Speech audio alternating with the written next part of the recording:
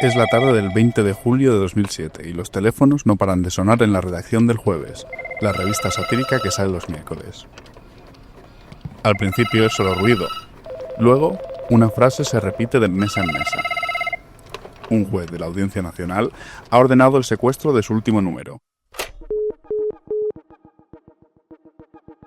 Cuando una imagen se convierte en amenaza, hay algo en juego más allá del arte. En este programa intentamos entender las motivaciones detrás de los criminales que atentan contra el patrimonio cultural. Bienvenidos a El arte del crimen. Una serie creada por Juanjo Riera. Zapatero está en la recta final de su primera legislatura. Esa en la que aprobó el matrimonio igualitario, la ley de dependencia, la educación para la ciudadanía y retiró las tropas de Irak. Sus avances suenan a progreso paulatino. Pero la oposición, el Partido Popular de Mariano Rajoy, habla de una España rota, del problema catalán y la familia tradicional en peligro. El país está polarizado, en un escenario de política bipartidista. Los informativos alternan titulares sobre el proceso de paz con ETA con noticias sobre el nuevo peinado de la princesa Leticia. Las grúas cubren el horizonte, los notarios trabajan en destajo y los bancos regalan sartenes por abrir hipotecas. El dinero corre, el crédito fluye y el futuro parece garantizado. El gobierno de José Luis Rodríguez Zapatero presume de pleno empleo y superávit presupuestario. El país se mira en el espejo europeo y se ve moderno, tolerante y casi eufórico. Cada tarde los telespectadores pasan la sobremesa viendo Aquí hay tomate. El programa de Jorge Javier Vázquez y Carmen Alcaide que convierte el cotilleo en espectáculo para las masas. Lo que antes eran rumores de peluquería, ahora es material digno de televisar en prime time. Los asuntos del corazón de famosos toreros y concejales son tratados como primicia. Y entre ellos se cuela de puntillas la familia real, cuyos miembros no parecen gozar de privilegios extraordinarios en lo que respecta al escrutinio público. La figura de Leticia Ortiz, periodista reconvertida en princesa, obsesiona a los medios. Su acento, su delgadez, su relación con la suegra, sus vestidos e incluso su gesto serio. Todo se interpreta y se magnifica. Han transcurrido apenas 3 años desde la boda de los príncipes y la monarquía ya ha pasado de ser intocable a ser fotografiable, protagonista de portadas en la prensa rosa. El país vive lo que los sociólogos llaman la democratización de la intimidad. Paula Sibilia analiza cómo, con la cultura digital y los medios, la vida privada se convierte en espectáculo público y materia de opinión masiva, desplazando viejos límites entre lo íntimo y lo público. La mediatización convierte la visibilidad en una forma de poder. Esto es clave para entender cómo la cultura del cotilleo televisivo en España politiza lo íntimo y normaliza comentar la vida de figuras públicas. Todo el mundo puede ser observado, opinado y discutido. El tabú ha migrado del sexo al poder. Y es justo ahí, entre la privacidad y la política, donde entra en juego el Jueves. La revista cumple 30 años. Fundada en 1977, el mismo año que las primeras elecciones democráticas, nació como un heredero irreverente del espíritu de la transición. Una mezcla underground de cómic, periodismo y anarquía editorial. Desde sus inicios, el Jueves ha hecho sátira con todo. Del PSOE, del PP, de Franco y de Zapatero, de Rocco Varela y de los futbolistas. Sus dibujantes han sobrevivido a querellas, censuras y a miles de cartas de indignación.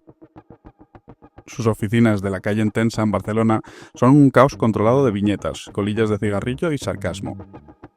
Allí trabajan Manel Fondevila, Guillermo Torres, Albert Montey, Cap, Javier Rollo, Mauro Entrialgo, todos hijos de una cultura de kiosco que hoy va desapareciendo. La revista tiene una tirada de entre 70.000 y 120.000 ejemplares semanales, y sus portadas, inspiradas en las de Charlie Hebdo, Mad o The Onion, son lo más parecido que España tiene a una caricatura política establecida. La España de 2007 ya no es la que vio nacer a la publicación 30 años atrás. Es la España de Operación Triunfo, Gran Hermano y Los Serrano. El país en el que Belén Esteban empieza a convertirse en una institución, en princesa del pueblo.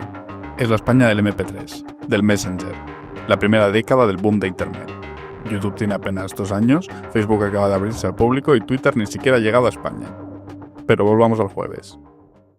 Como decíamos, la revista nace en mayo de 1977, apenas 2 meses antes de que las primeras elecciones democráticas tengan lugar. La funda el dibujante Josep Hilario junto a Tom Roca, Jordi Coll y un joven equipo de humoristas que ven la oportunidad de hacer en el papel lo que no se podía hacer en los periódicos del régimen: reírse del poder, sin permiso. En sus primeras portadas aparecen caricaturas de Suárez, de Fraga y de Carrillo, de los curas, del ejército y del propio rey Juan Carlos I, todavía intocable en la prensa seria. En 1978, el Ministerio de Cultura intenta imponer una fianza de prensa a las publicaciones satíricas para evitar ofensas al decoro público. El Jueves respondería a esta medida con una portada donde un censor lleva una regla con la que mide la longitud de una teta dibujada. Esta sería su primera provocación institucional, pero no la última. Ese mismo año, la portada sobre la Constitución «¿Y si votamos que no?», les vale su primera querella formal, presentada por la Fiscalía del Estado. El caso queda archivado, pero la irreverencia queda impresa en el ADN de la revista. Con el PSOE en el poder y Felipe González en su apogeo, El Jueves se convierte en la revista que imprime lo que nadie se atreve a decir en las sobremesas. Sus páginas son el termómetro moral de los 80. Sexo, drogas, sotanas y corrupción. Las portadas sobre el Papa Juan Pablo II, las misas multitudinarias o los escándalos eclesiásticos generan decenas de denuncias en asociaciones católicas. En 1986, tras publicar una caricatura de la Virgen del Rocío embarazada, el Ayuntamiento de Almonte declara la revista persona non grata. El número se agota en horas. En 1989, el Arzobispado de Madrid eleva una queja formal por una historieta que mostraba a un cura con un monaguillo de más edad de lo normal. La revista responde en el siguiente número, donde aparece un cura besando el anillo de otro cura con la frase «Perdónanos, Padre, porque hemos ofendido». No hay sanción, pero la polémica les consolida como enemigos preferentes de los moralistas. En los 90, El Jueves vive su segunda juventud. Aparecen nuevos talentos. Los ya mencionados Manel Fondavila, Albert Monteis, Cap, Jorge Riera y Guillermo Torres. Las portadas se vuelven más políticas, más ácidas y más explícitas. Durante la etapa final del gobierno de Felipe González, la trama de los GAL y los fondos reservados llenan portadas. Y con Aznar llega la época de oro del retrato cruel. Un bigote, la soberanía, las Azores, Bush y Blair. En 2001, el semanario publica una portada de con Aznar y su esposa, Ana Botella, en posición sexual con el titular El milagro del PP. La revista se refiere en esta ocasión a la sentencia del Tribunal Supremo que condena a Telecinco a pagar 180.000 euros al matrimonio Aznar por haber emitido un reportaje en Aquí hay tomate diciendo que se iban a separar. La pareja también demanda al Jueves por esta portada, pero el caso no prospera. El gobierno retira la publicidad institucional de la revista durante meses. Esa fue una de las formas más efectivas de censura blanda: castigar económicamente sin necesidad de jueces. También en esta etapa, El Jueves dedica números especiales a ETA, la monarquía y la inmigración, con un humor cada vez más negro. Cada vez que explota un atentado, reciben cartas de lectores acusándolos de falta de sensibilidad. Cuando ridiculizan a Aznar o al cardenal Rouco Varela, las quejas llegan del otro lado, pero no se detienen. Con el cambio de siglo y la llegada de Zapatero, la revista se siente en su elemento. Un gobierno joven, progresista, con promesas sociales que se prestan al sarcasmo. Los dibujantes satirizan la retirada de Irak, la boda gay, los debates autonómicos. Hasta que llega julio de 2007 y la portada del cheque bebé. Sí, aquí lo tengo. Y venía para cobrarle el cheque. ¿El cheque? Del hijo. Esto se trata no del cheque bebé, esto es el cheque voto. Primero del regalo que nos hicieron las navidades pasadas los Reyes Magos socialistas, el cheque bebé. Ariadna nació en agosto. No llegó con un pan debajo del brazo, pero sí con un cheque por valor de 2.500 euros, una prestación que el gobierno ha concedido a todas aquellas familias que aumenten su número por nacimiento o por adopción. Es miércoles 18 de julio. Sale el número 1573. La revista que sale los miércoles hace lo que lleva décadas haciendo: leer la actualidad y llevarla al borde de la sátira. En portada, un fondo amarillo y un titular rojo. 2.500 euros por niño. Y en ella, una caricatura de los entonces príncipes Felipe y Leticia, con la princesa a cuatro patas y el príncipe tras ella. En el bocadillo, el príncipe dice: ¿te das cuenta? Si te quedas preñada, esto va a ser lo más parecido a trabajar que he hecho en mi vida. Es el mordisco a la medida estrella anunciada por Zapatero en el debate del Estado de la Nación. El cheque bebé de 2.500 euros. Universal, también para los privilegiados. La intención, insisten los autores Manel Fondevila y Guillermo Torres, es criticar la política pública, no a las personas que aparecen en la viñeta, aunque es claramente un comentario al papel que juega la corona en la sociedad española. Ese miércoles no hay incidencias. La portada se distribuye con normalidad. El jueves 19 de julio, algo cambia. El editor Josep Lluís Martín lo contará así. El número salió el miércoles por la mañana y no hubo problemas, pero ayer, Aquí hay tomate, se pasó la tarde machacando la portada. En cuanto Telecinco repite una y otra vez la viñeta, el asunto salta del kiosco a la sobremesa televisiva. A partir de ahí, la Fiscalía, con el visto bueno del fiscal general Cándido Conde Pumpido, mueve ficha. La denuncia de oficio de la Fiscalía aterriza en el Juzgado Central de Institución. La vía elegida es la más contundente. Presunto delito de injurias al sucesor de la corona y uso de su imagen previstos en los artículos 490.3 y 491 del Código Penal. Se prepara un auto de medidas cautelares que no espera el juicio. Se emite de inmediato la orden de secuestro del número 1573 de la revista El Jueves. La resolución del juez Juan del Olmo describe la portada como inaceptable y despliega un dispositivo para retirar todos los ejemplares de los puntos de venta del territorio nacional, incautar los moldes de impresión y comunicar a las fuerzas y cuerpos de seguridad que ejecuten la orden. La misma tarde, la Fiscalía pide además rastrear y, si procede, desconectar la web del Jueves que exhibe la portada. Empieza la fase operativa.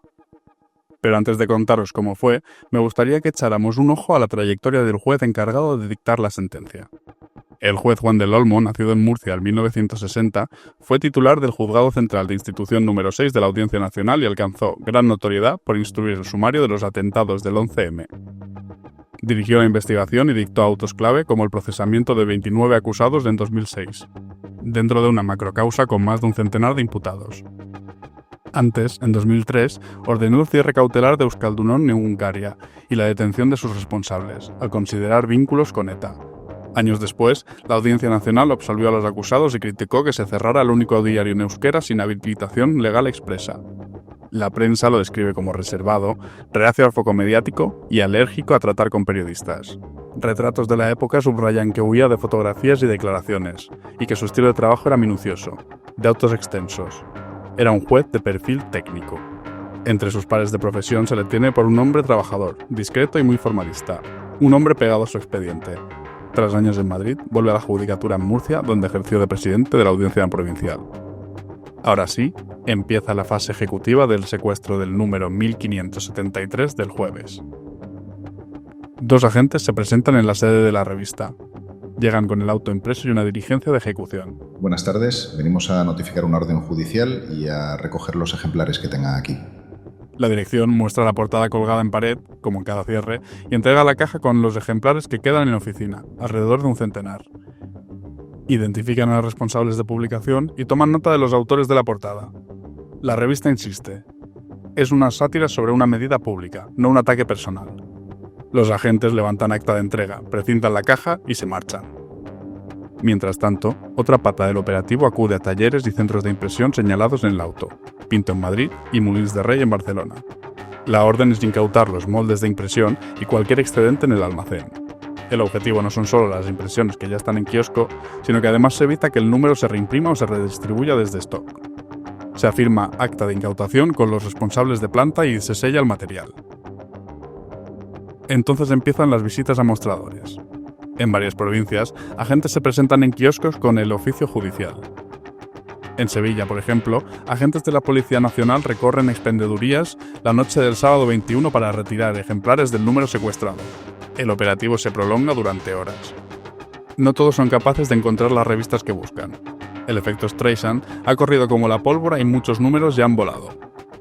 Al caer la tarde, empieza la ronda. Patrullas con el auto en la mano van kiosco por kiosco. Donde no queda nada, los agentes recogen la firma del kiosquero en un formulario de retirada de 0 ejemplares y siguen su camino. Donde queda alguno, el procedimiento es simple. Recuento, bolsa, precinto, recibo. El kiosquero firma y se lleva una copia. La orden del juez del Olmo apunta a autores y responsables. Se identifica la portada, se cruzan firmas y se preparan citaciones. La instrucción deja constancia del carácter pornográfico que aprecian los fiscales y de que se han rebasado los límites del buen gusto. Lenguaje que acompañará a la acusación pública en los días siguientes. La Casa del Rey opta por no personarse en el juicio. La acción es de oficio del Ministerio Fiscal. A pie de calle, esta retirada se vuelve una noticia dentro de otra noticia. Compradores preguntan por el número prohibido y donde queda alguno se agota en minutos. En paralelo, el rastro digital crece. La portada, que hasta el día anterior podía verse en la propia web del Jueves, salta a foros y agregadores. El fiscal pide localizar el servidor y desconectar la página si persiste la difusión. Varios medios reproducen la imagen en piezas informativas, aumentando la fricción con la medida. El ejemplar secuestrado no tardará en irrumpir en eBay, donde decenas de números ofertados con precios de salida desde 2,50 € llegarán a acumular pujas de hasta 4 cifras. Finalmente no será necesario cerrar la web del Jueves por acción judicial, ya que, debido a la cantidad de curiosos que entraron a visitar la página, esta se cayó por su propio peso. Los servidores dejaron de funcionar al no tener la capacidad de asimilar tanto tráfico. Aún así, la Fiscalía endurece el cerco y el fiscal de la Audiencia Nacional, Miguel Ángel Carballo, pide al juez cerrar la web del Jueves mientras reproduzca la portada. El corazón jurídico del movimiento es clásico y controvertido: los tipos penales específicos de protección de la corona. El artículo 490.3 del Código Penal prevé prisión de 6 meses a 2 años, o multa por injurias graves al rey o descendientes. El 491.2 del Código Penal, multas de 6 a 24 meses por usar su imagen de modo que dañe el prestigio de la institución.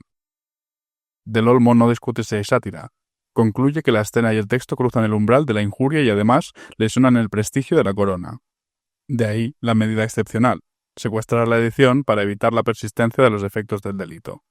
La Fiscalía, con Conde Pumpido al frente, la avala públicamente al día siguiente, hablando de grosería innecesaria y de que aquí hay un hecho delictivo. Con el fin de semana, el tablero queda fijado: número secuestrado, moldes incautados, web caída por el orden fiscal y judicial, autores identificados y citados. La instrucción avanza a velocidad inusual. El juez de guardia cierra la investigación preliminar a la semana siguiente y prepara el banquillo por injurias al heredero. El expediente aterriza en el Juzgado Central de lo Penal de la Audiencia Nacional.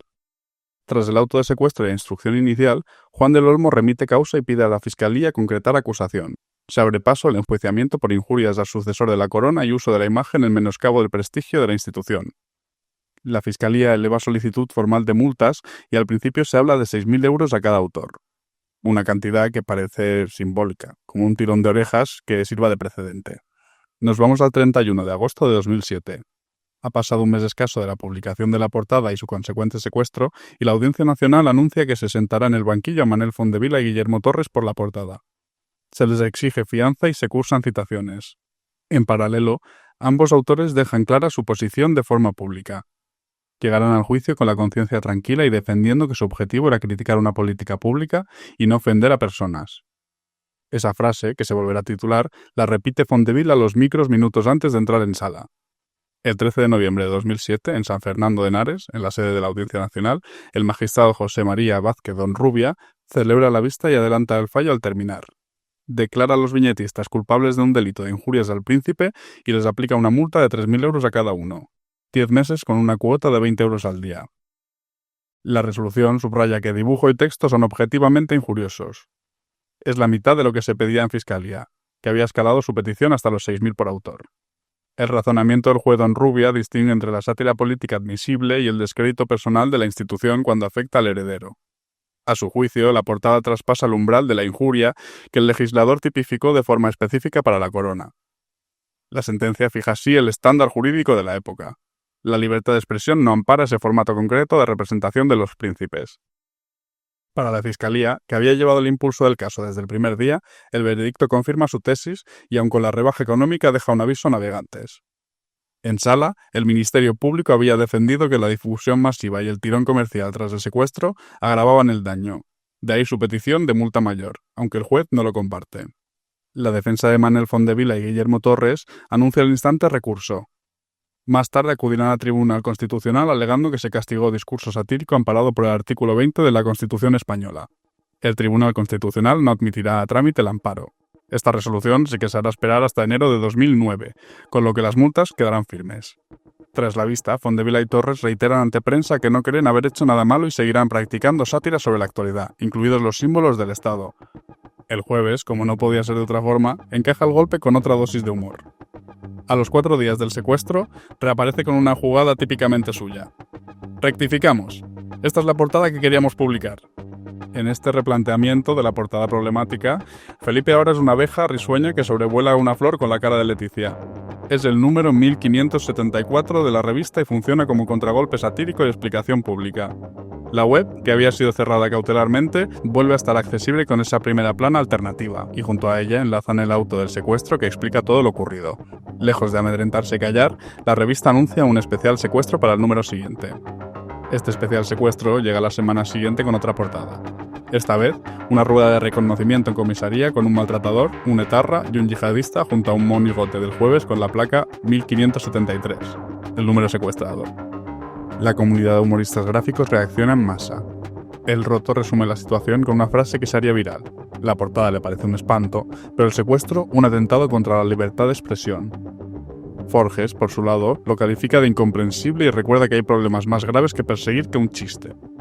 Otros viñetistas ironizan con que el juez del Olmo se ha convertido en el mejor director de marketing de la revista. El secuestro multiplica el alcance de una portada que quizá hubiera pasado sin pena ni gloria. Reporteros Sin Fronteras cataloga el episodio como un caso de censura y lo vincula a la urgencia de revisar el encaje de los delitos de injurias a la corona en un marco de libertades propio de una democracia consolidada. Incluso la UPF, la Unión Progresista de Fiscales, difundió un comunicado 4 días después del secuestro donde se posicionaban alegando que en democracia nada debe quedar exento de crítica y cuestionaba la idoneidad de la medida contra el jueves. Esto lo recoge Europa Press el 24 de julio de 2007. En fin, la revista sobrevivió al secuestro reforzando su identidad satírica y con los años vivió sus propias convulsiones internas. El hito clave llegó en 2014 en plena abdicación de Juan Carlos I. La editorial vetó una portada sobre la corona y una oleada de historietistas históricos, entre ellos firmas muy reconocibles, abandonó la cabecera y lanzó una publicación digital alternativa. Aún así, el jueves siguió en los kioscos con nuevas generaciones de autores, migró parte de su músculo a web y redes y mantuvo su línea. Humor político, cultura pop y portadas que buscan el comentario de actualidad sin perder la ironía corrosiva. Desde el secuestro de la revista en 2007 han estallado varios episodios cercanos a la censura en España con un fuerte eco público, como el secuestro cautelar de Fariña, el libro de Nacho Carretero sobre el narcotráfico gallego, cuya orden acabaría retractando la misma Audiencia Provincial de Madrid, así como algunas otras piezas de arte a las que les dedicaremos el tiempo y el espacio pertinentes en los programas que vienen. Esta no es, desde luego, la última vez que la revista se enfrenta a una reacción adversa a su contenido. Sin ir más lejos, en julio de 2021, tras la serie satírica La Pandilla Boxura, Vox publicó un tuit señalando con nombres y apellidos, además de la localización de su puesto de trabajo, al editor del grupo RBA, editor del Jueves. En un intento de aplicar presión y amedrentar al grupo editorial, la cuenta oficial del partido publicaba el siguiente tuit. Se llama Ricardo Rodrigo Amar y es presidente de RBA, grupo que edita El Jueves. Su revista difunde odio contra millones de españoles a diario. Es posible que muchos de ellos le empiecen a exigir responsabilidades cuando le vean salir de su despacho de la Diagonal de Barcelona. Este mismo tuit lo publicaría también en su cuenta personal, la cabeza del partido, Santiago Abascal, para borrarlo unas horas después. Y es que el humor es un arma poderosa que disecciona, revela y desenmascara. La comedia ha sido siempre un medio de decir la verdad de una forma que parece indiscutible. Y eso, al parecer, no a todos nos hace la misma gracia.